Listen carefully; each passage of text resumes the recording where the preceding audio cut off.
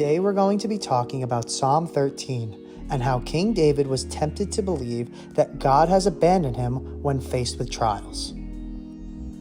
This psalm is a heartfelt prayer of David expressing his deep anguish and depression. It begins with a cry for help, saying in verse 1, "How long, O Lord, will you forget me forever? How long will you hide your face from me?" David frequently claims that God was slow to act on his behalf. David is struggling internally, feeling forgotten and defeated by his enemies. This overwhelms David in his troubles, leading David to question God how long he must endure this suffering, saying, "How long must I wrestle with my thoughts, and day after day have sorrow in my heart? How long will my enemy triumph over me?" But not all hope is lost here.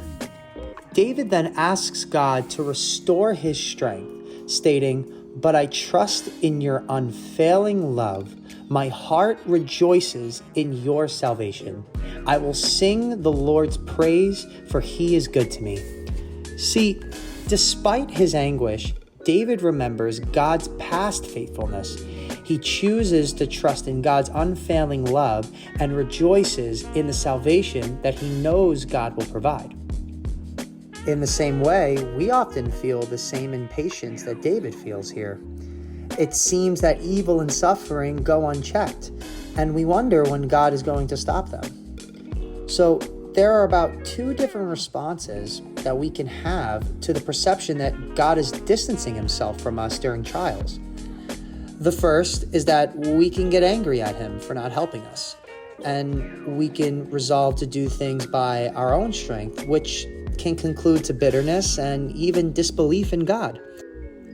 The second response is that the one that David has. We can assume that God is teaching us something by delaying our relief.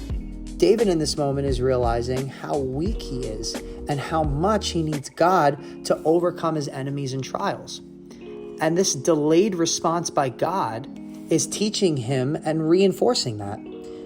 And this is a lesson that is difficult to learn when life is always easy and trials are quickly removed. When David was trapped in his trials, he concluded that God's salvation was the only way out. He learned his own weakness in the weight of his burden. In Hebrews chapter 12, it says, "Endure hardship as discipline." God is treating you as his children. For what children are not disciplined by their father? You see, God's goal isn't to simply give us the easiest and most convenient life on earth. God's goal is to mature us as his children the same way a father matures his children. Another thing that we can keep in mind is remembering God's past faithfulness to reinforce our faith. Hebrews chapter 11 is a great example of this, as it talks about faith in action. And it says that faith is confidence in what we hope for and assurance about what we do not see. And then it goes on and lists all the major prophets in the Bible and how they prevailed over their trials and adversity by their faith.